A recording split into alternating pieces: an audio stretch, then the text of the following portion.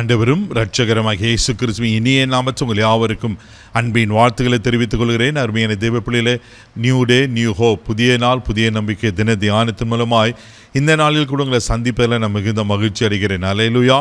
இன்றைக்கு கூட கர்த்தர் நம்ம கொடுக்கிற வார்த்தை என்ன? எரேமியா தீர்க்க தரிசன புஸ்தகம் 39ஆம் அதிகாரம் 17வது வசனத்தை கூட வாசிக்க கேட்போம். ஆனால் அந்நாளிலே உன்னை தப்புவிப்பேன் என்று கர்த்தர் சொல்லுகிறார், நீ பயப்படுகிற மனுஷரின் கையிலே ஒப்பு கொடுக்கப்படுவதில்லை. எவ்வளவு அழகா இங்க எரேமியா தீர்க்க தரிசி மூலமாய் பரிசுத்த ஆவியானவர் எழுதி வைத்திருக்கிறார். அந்நாளிலே உன்னை தப்புவிப்பேன். ஆமென். ஆண்டவர் நம்மளை என்ன பண்றாரா? தப்புவிக்கிறாரு. அது மாத்திரம் இல்லாம நீ பயப்படுகிற மனுஷரின் கையிலே ஒப்பு கொடுப்பதில்லை. அல்லேலூயா. தேவப்பிள்ளையில ஆமென். பாருங்க, ஆண்டவர் நம்மளை தப்புவிக்கிற தேவன் நம்மளை சத்துரு கையில் ஒரு நாள் ஒப்பு கொடுக்க மாட்டார். ஆமென்.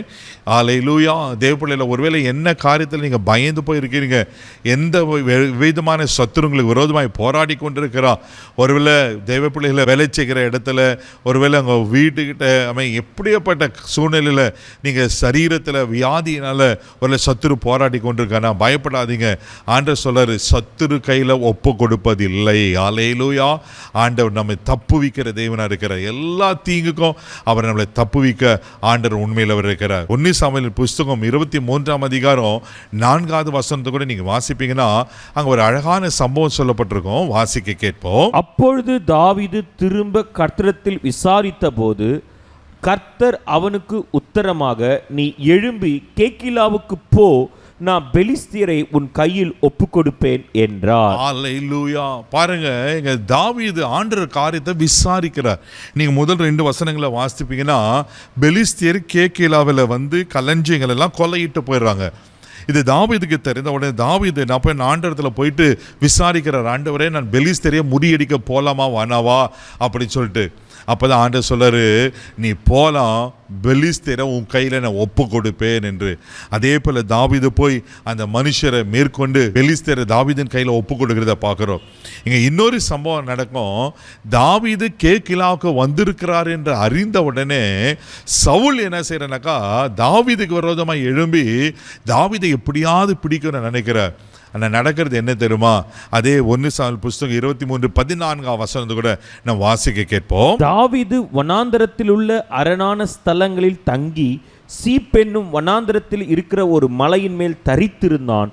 சவுல் அனுதினமும் அவன் தேடியும் தேவன் அவனை அவன் கையில் ஒப்பு கொடுக்கவில்லை. அல்லேலூயா. பாருங்க, சவுல் தாவீதுக்கு விரோதமாக எப்படியாவது அவனை பிடிக்கணும்னு நினைச்சா, ஆனால் நடந்ததை பார்த்தீங்கன்னாக்கா தாவீதை சவுல் கையில் ஒப்பு கொடுக்கல.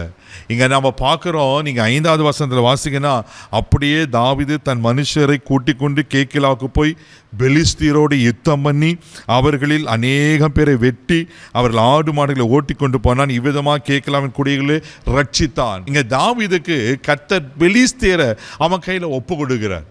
ஆனால் தாவீதை சவுல் கையில் ஒப்பு கொடுக்கல. இதுதாங்க ஆண்டவர் நம்மளை தப்புவிப்பேன்னு சொன்னால், சத்துரு கையில் ஒரு நாள் நம்மளை ஒப்பு கொடுக்க மாட்டார். அதுக்கு மாறா சத்துரு நம்ம கையில் ஒப்பு கொடுப்பார். இங்கே தாவீது அந்த கேக்கிலா மக்களை ரட்சிக்கிறாரு. தாவீதுக்கு விரோதமாக இந்த சூழ்நிலையும் கர்த்தர் மாற்றுகிறார். உங்கள் வாழ்க்கையில் உங்களை எதிர் விரோதமாய் போராடி கொண்டிருக்கு. ஒருவேளை வியாதியாக இருக்கலாம், கடினமான சூழ்நிலை இருக்கலாம், வேலை ஸ்தலங்களாக இருக்கலாம், மனுஷர்கள் இருக்கலாம், பிசாசின் கிரிகளை மந்திரம் இருக்கலாம், எதுவாக இருந்தாலும் உங்களை மேற்கொள்ள முடியாது. ஹல்லேலூயா.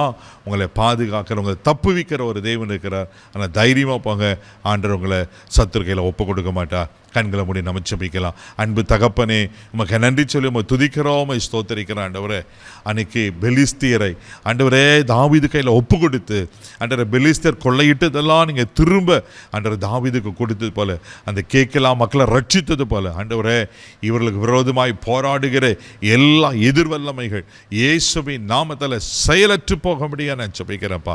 வாய்க்காதே போகட்டும். பரிசுத்த ஆவியாருடைய ஆளுகைக்கு நான் ஒப்பு கொடுக்கிறேன். ஆண்டவரே, நீரே பொறுப்படுத்திக் கொள்ளுங்க. ஆண்டவரே, உமக்கு ஸ்தோத்திரம். ஆண்டவரே, உமக்கு நன்றி சொல்லுகிறோம்.